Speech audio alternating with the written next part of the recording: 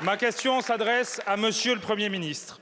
Dans votre discours de politique générale, en amont du débat budgétaire sans majorité et sans 49.3, vous avez invité les députés à trouver des compromis dans l'intérêt de nos concitoyens. Les socialistes ont participé avec différents groupes à la définition d'un bloc d'amendements qui doivent permettre de s'attaquer au grand perdant de 8 ans de macronisme, la politique du logement. La crise que traverse notre pays atteint un niveau sans précédent.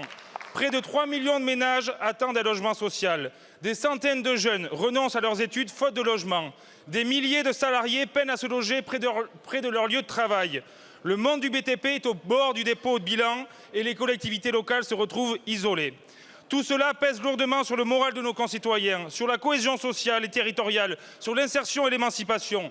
Lourdement aussi sur notre économie, avec 4 milliards d'euros de TVA en moins par rapport à 2017.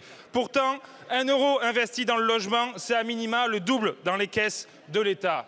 Monsieur le Premier ministre, avec mes collègues portant le sujet du logement dans nos groupes respectifs, nous avons répondu à votre appel. Nous avons des propositions majoritaires sur nos bancs pour soutenir les bailleurs sociaux comme les investisseurs privés afin de produire du logement durable et abordable, mais aussi pour lutter contre la spéculation immobilière qui mange nos territoires.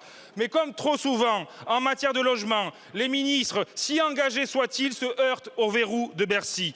La politique du logement ne peut que rapporter au compte public que si elle implique d'investir. Nous proposons de faire les deux. Monsieur le Premier ministre, fidèle à votre déclaration de politique générale, vous engagez-vous à soutenir ces propositions parlementaires sans interférence du gouvernement sur le fond? Je pense en particulier à la nécessité, comme nous avons convenu avec mes collègues, de mettre en regard la création d'un statut du bailleur privé et la diminution conséquente de la réduction de loyer de solidarité au bénéfice de la production de logements sociaux.